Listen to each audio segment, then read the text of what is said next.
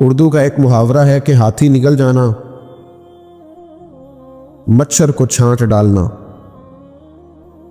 ہاتھی پورا کھا گیا ہے اور مچھر آیا ہے تو مچھر کو پیچھے ہٹا دیا۔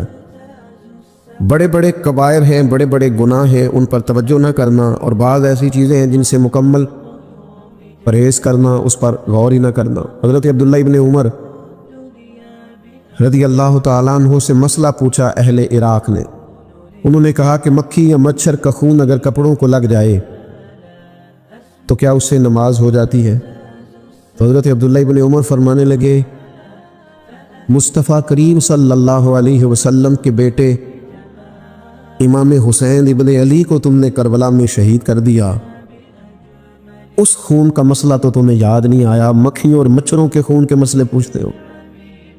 اتنا بڑا کام تم کر گئے، اتنا بڑا جرم تم نے کر ڈالا، اور اب یہ کہ مکھیوں اور مچھروں کے خون کے مسئلے پوچھنے لگے ہو۔ ہاتھی نگل گئے سارے کا سارا، مچھر کی بھاری آئی تو مچھر کو چھانٹنا شروع کر دیا۔ میرے بھائیوں، ترجیحات کو سمجھیں، بات پر غور کریں۔ بعض اوقات عبادت بڑی ضروری ہوتی ہے،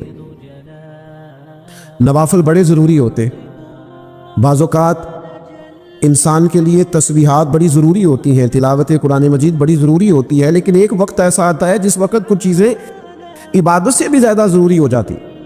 اب اس ضروری چیز پر توجہ دینے کا اسلام حکم ارشاد فرماتا ہے، اور فلسفے کو سمجھنے کا فرماتا ہے کہ تم اس فلسفے کو سمجھو۔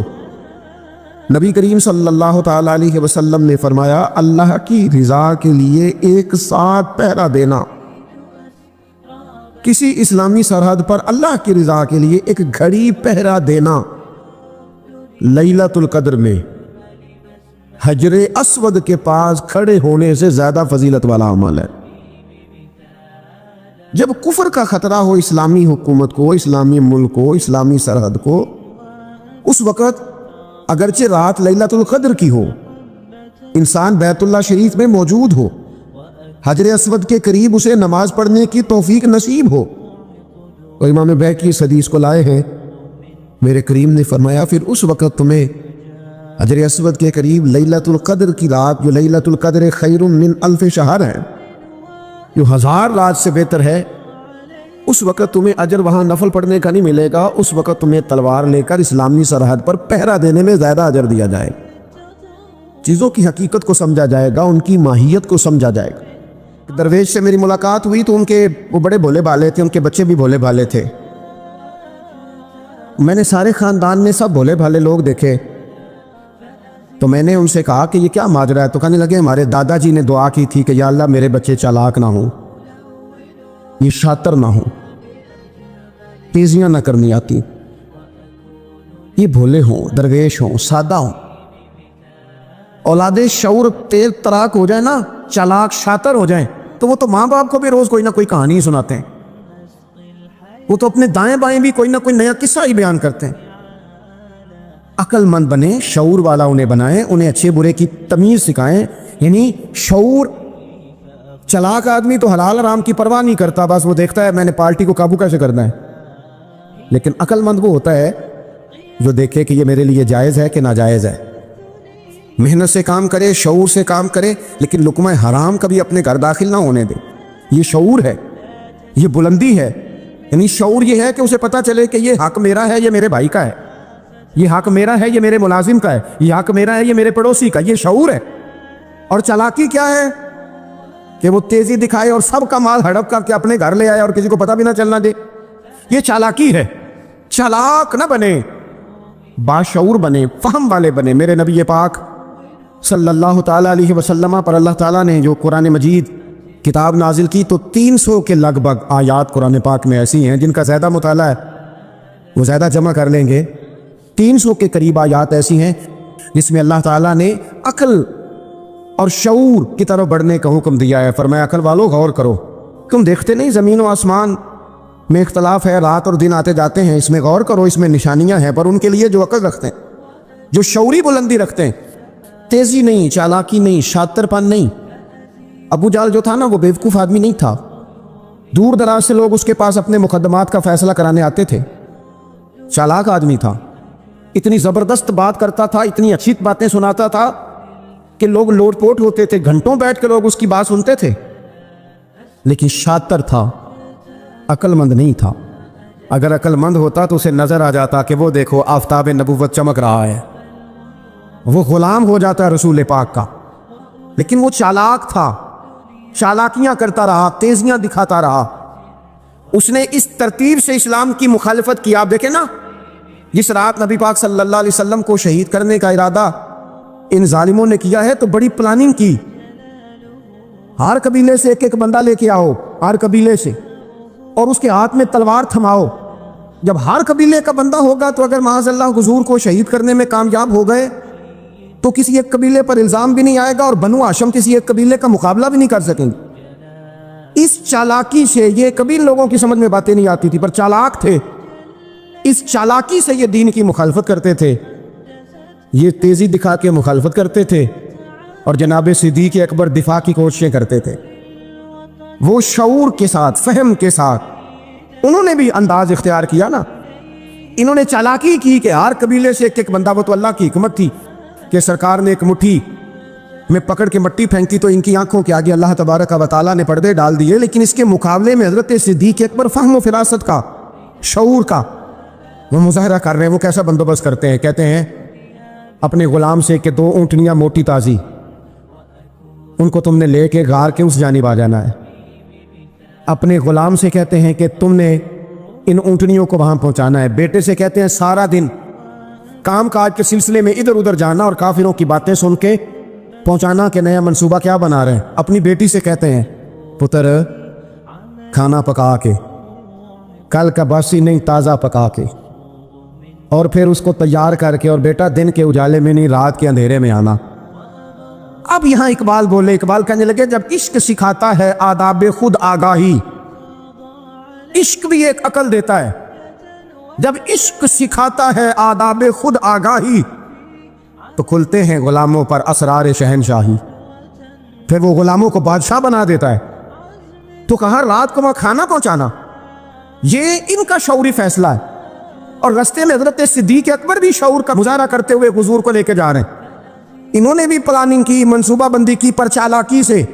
حضرت صدیق اکبر بھی اپنا شعور استعمال کر رہے ہیں. رستے میں ایک شخص ملتا ہے جناب صدیق اکبر کو, یہ شعور ہے, یہ فہم ہے, یہ فراست ہے. ایک شخص رستے میں ملتا ہے. عرب کے اندر ایک رواج تھا کہ کبھی کبھی نا کوئی ہادی ساتھ لے لیا جاتا تھا. ہادی اس کو کہتے تھے جو رستہ دکھاتا تھا آگے آگے. وہ کوئی تھوڑا بہت نذرانہ لیتے تھے, رقم لیتے تھے, رستہ دکھاتے تھے. چونکہ رستہ بتانا بڑی دور دور تک آبادی نہیں ہوتی تھی تو پوچھیں گے کس سے اگر بھول گئے تو ایک شخص ساتھ رکھ لیا جاتا تھا. رستے میں ایک شخص ملا جو مدینہ شریف سے جا رہا تھا مکہ مکرمہ. حضرت صدیق اکبر کو وہ جانتا تھا, نبی پاک علیہ السلام کا بظاہر آشنا نہیں تھا. حضرت ابوبکر صدیق سے پوچھتا یہ کون ہے. اب حضرت صدیق اکبر کا شعور دیکھو, وہاں شعور اسلام کی مخالفت میں چالاکی استعمال ہو رہی, یہاں شعور دفاعی اسلام میں استعمال ہو رہا ہے. یہ فہم ہے, یہ عقل ہے. حضرت صدیق اکبر رضی اللہ تعالیٰ عنہ فوراً سوچنے لگے, فرمانے لگے اگر حضور کا نام بتا دیا یہ تو جاتے ہی فوراً ان کو بتائے گا کہ میں نے نبی پاک کو جاتے دیکھا ہے. وہ کہنے لگے کون ہے, آپ سوچ میں پڑ گئے یہ کون ہے. تو حضرت صدیق اکبر نظریں جھکا کے, ہاتھ باندھ کے حضور کی طرف چہرہ موڑ کے کہنے لگے یہ میرے ہادی ہیں, یہ مجھے رستہ دکھاتے ہیں. اب وہ کچے مزاج کا تھا نا, وہ سمجھا مکے سے مدینے کا رستہ دکھاتے ہیں.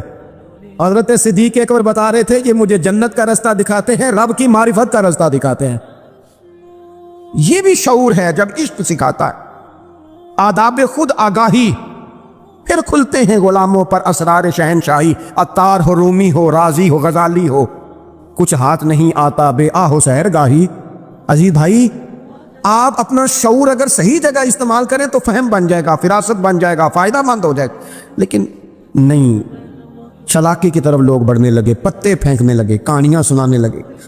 کون سا ایشو ہے جس کو آج اٹھایا جائے, کون سی بات ہے جس کا پروپیگنڈا کر کے اپنے آپ کو مشہور کیا جائے, کیا ہے جو سوسائٹی میں پھینکی جائے بات تو لوگ توجہ کریں گے ہماری سیاسی جماعت کی طرف.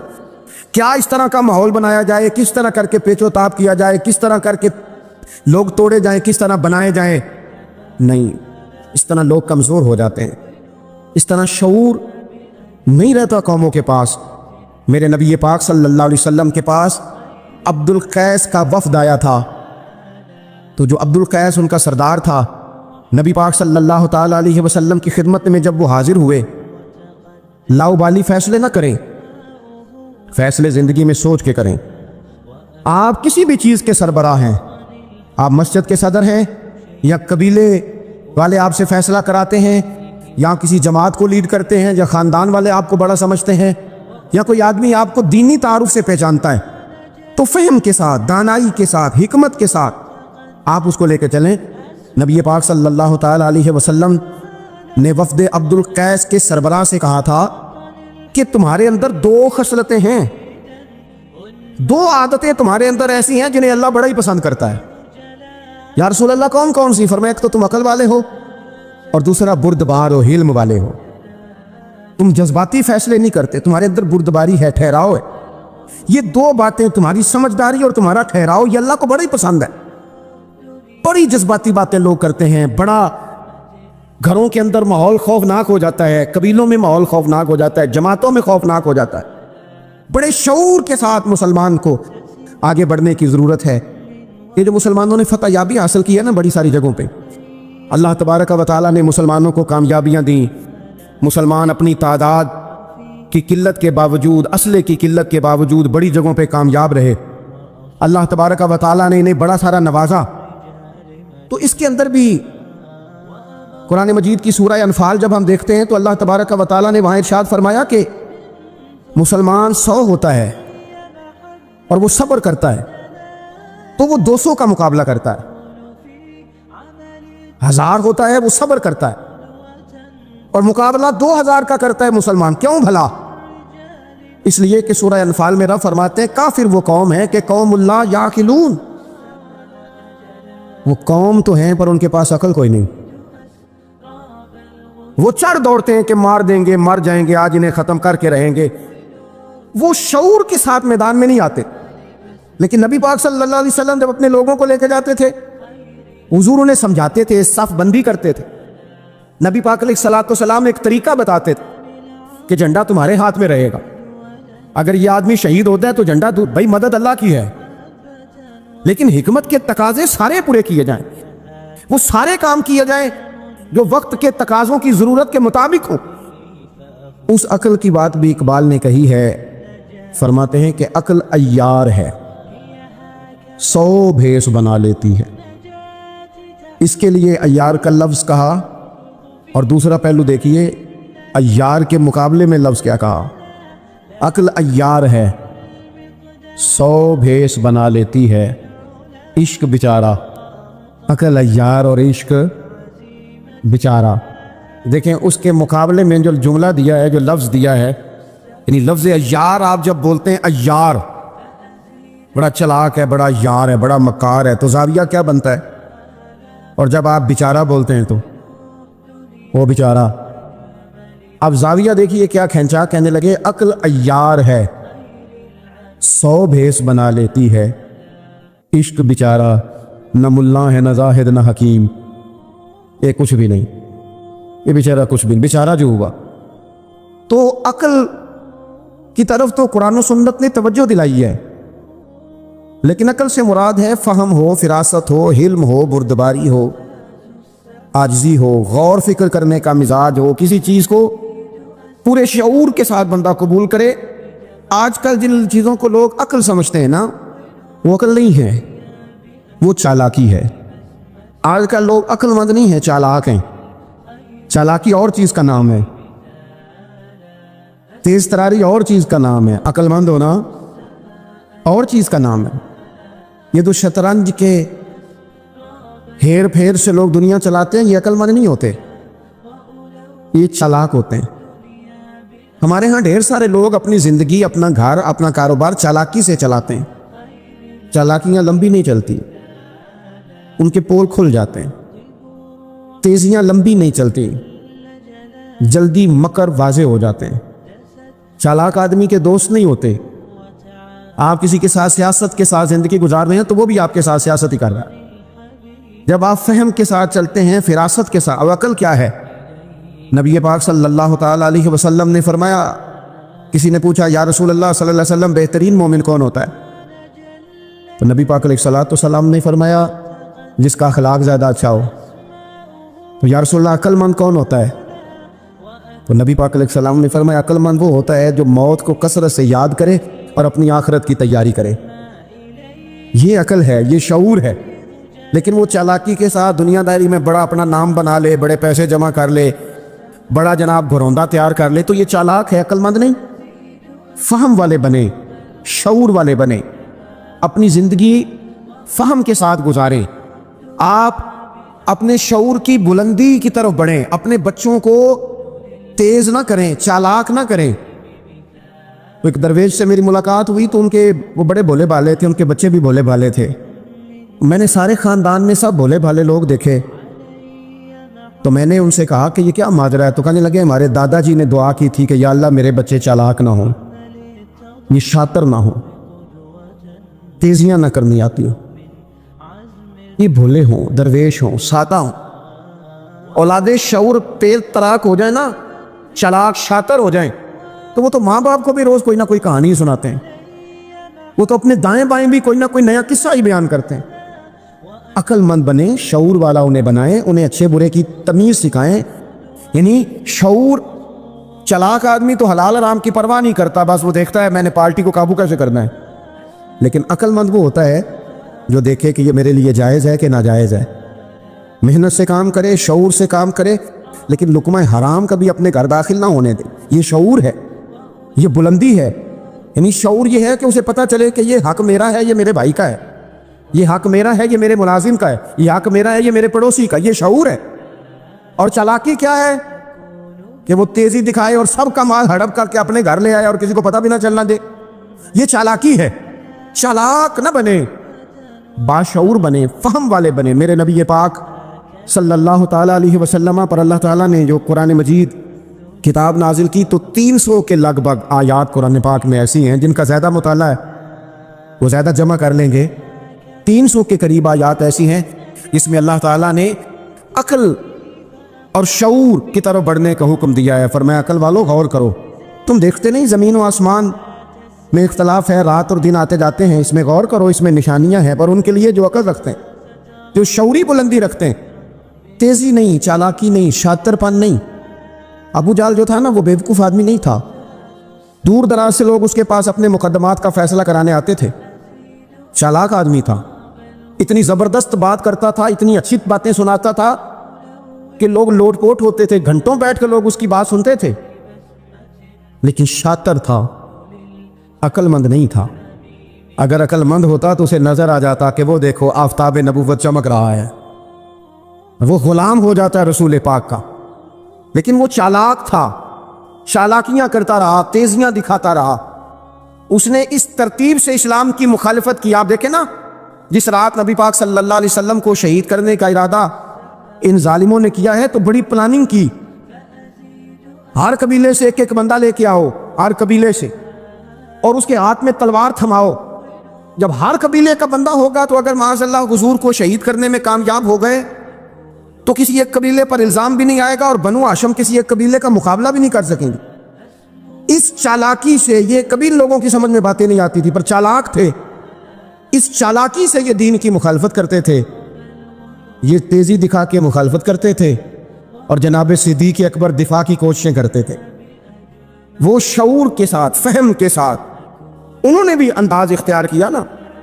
انہوں نے چالاکی کی کہ ہر قبیلے سے ایک ایک بندہ, وہ تو اللہ کی حکمت تھی کہ سرکار نے ایک مٹھی میں پکڑ کے مٹی پھینکی تو ان کی آنکھوں کے آگے اللہ تبارک و تعالیٰ نے پردے ڈال دیے. لیکن اس کے مقابلے میں حضرت صدیق اکبر فہم و فراست کا, شعور کا وہ مظاہرہ کر رہے ہیں. وہ کیسا بندوبست کرتے ہیں؟ کہتے ہیں اپنے غلام سے کہ 2 اونٹنیاں موٹی تازی, ان کو تم نے لے کے غار کے اس جانب آ جانا ہے. اپنے غلام سے کہتے ہیں کہ تم نے ان اونٹنیوں کو وہاں پہنچانا ہے. بیٹے سے کہتے ہیں سارا دن کام کاج کے سلسلے میں ادھر ادھر جانا اور کافروں کی باتیں سن کے پہنچانا کہ نیا منصوبہ کیا بنا رہے ہیں. اپنی بیٹی سے کہتے ہیں پتر کھانا پکا کے, کل کا باسی نہیں تازہ پکا کے, اور پھر اس کو تیار کر کے, اور بیٹا دن کے اجالے میں نہیں رات کے اندھیرے میں آنا. اب یہاں اقبال بولے, اقبال کہنے لگے جب عشق سکھاتا ہے آداب خود آگاہی, عشق بھی ایک عقل دیتا ہے.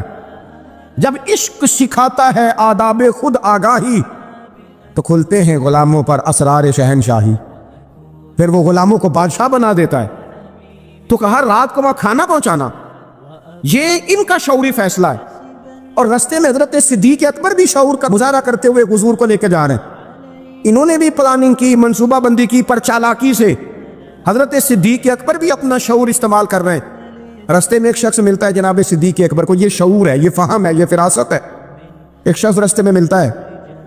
عرب کے اندر ایک رواج تھا کہ کبھی کبھی نہ کوئی ہادی ساتھ لے لیا جاتا تھا۔ ہادی اس کو کہتے تھے جو رستہ دکھاتا تھا آگے آگے، وہ کوئی تھوڑا بہت نذرانہ لیتے تھے، رقم لیتے تھے، رستہ دکھاتے تھے، کیونکہ وہ رستہ بتانا بڑی دور دور تک آبادی نہیں ہوتی تھی، تو پوچھیں گے کس سے اگر بھول گئے تو ایک شخص ساتھ رکھ لیا جاتا تھا۔ رستے میں ایک شخص ملا جو مدینہ شریف سے جا رہا تھا مکہ مکرمہ۔ حضرت صدیق اکبر کو وہ جانتا تھا، نبی پاک علیہ السلام کا بظاہر آشنا نہیں تھا۔ حضرت ابوبکر صدیق سے پوچھتا ہے یہ کون ہے؟ اب حضرت صدیق اکبر کا شعور دیکھو، وہاں شعور اسلام کی مخالفت میں چلاکی استعمال ہو رہی، یہاں شعور دفاعی اسلام میں استعمال ہو رہا ہے۔ یہ فہم ہے، یہ عقل ہے۔ حضرت صدیق اکبر رضی اللہ تعالیٰ عنہ فوراً سوچنے لگے، فرمانے لگے اگر حضور کا نام بتا دیا یہ تو جاتے فوراً ان کو بتائے گا کہ میں نے نبی پاک کو جاتے دیکھا ہے۔ وہ کہنے لگے کون ہے؟ آپ سوچ میں پڑ گئے یہ کون ہے؟ تو حضرت صدیق اکبر نظریں جھکا کے، ہاتھ باندھ کے حضور کی طرف چہرہ موڑ کے کہنے لگے یہ میرے ہادی ہیں، یہ مجھے رستہ دکھاتے ہیں۔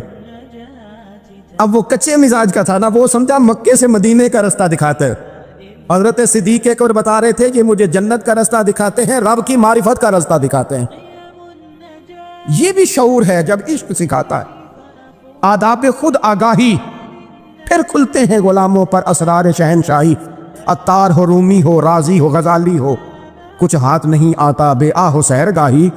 عجیب بھائی، آپ اپنا شعور اگر صحیح جگہ استعمال کریں تو فہم بن جائے گا، فراست بن جائے گا، فائدہ مند ہو جائے گا، لیکن نہیں، چلاکی کی طرف لوگ بڑھنے لگے، پتے پھینکنے لگے، کہانیاں سنانے لگے۔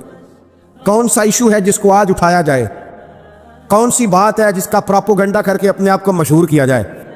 کیا ہے جو سوسائٹی میں پھینکی جائے بات تو لوگ توجہ کریں گے ہماری سیاسی جماعت کی طرف؟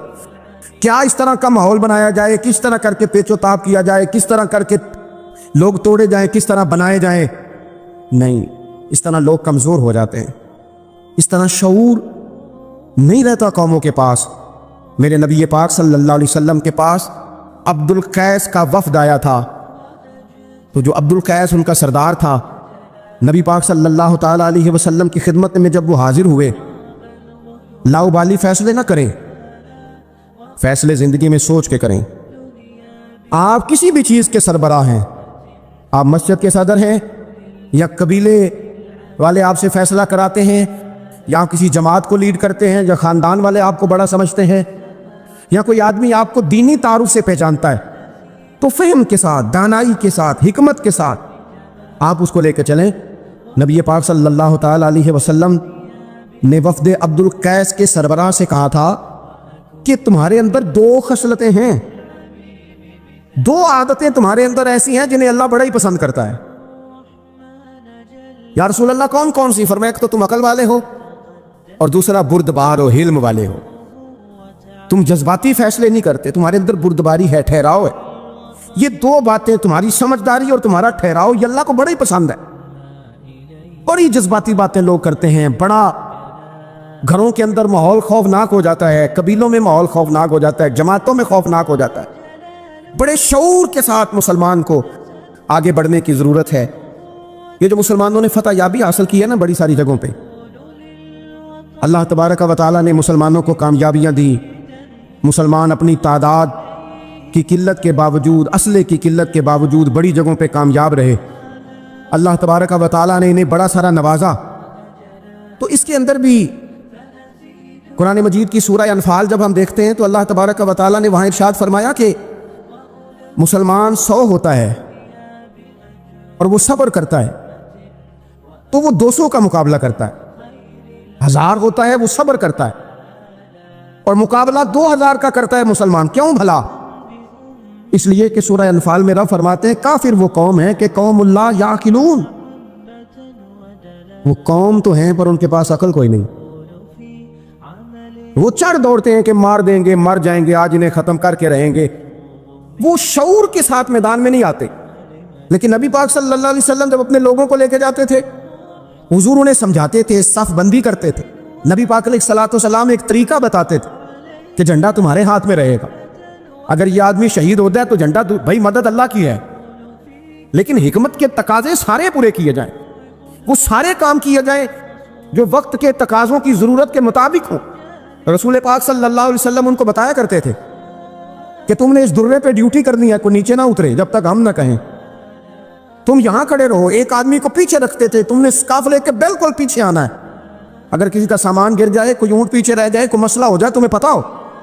شعور کے ساتھ، بالیدگی کے ساتھ بیٹھ کر، عقل کے ساتھ، فہم کے ساتھ. ہمارے پاس بہت سارے لوگ آتے ہیں، بڑی بڑی جذباتی باتیں بتاتے ہیں، اس طرح بھی کر دیں، اس طرح بھی کر لیں. آپ لوگوں کو یہ بھی بتائیں، بڑے بڑے رکے آتے ہیں، بڑی بڑی باتیں سخت لوگ کرنے کا کہتے ہیں، ایسی کی تیسی کر دیں آپ.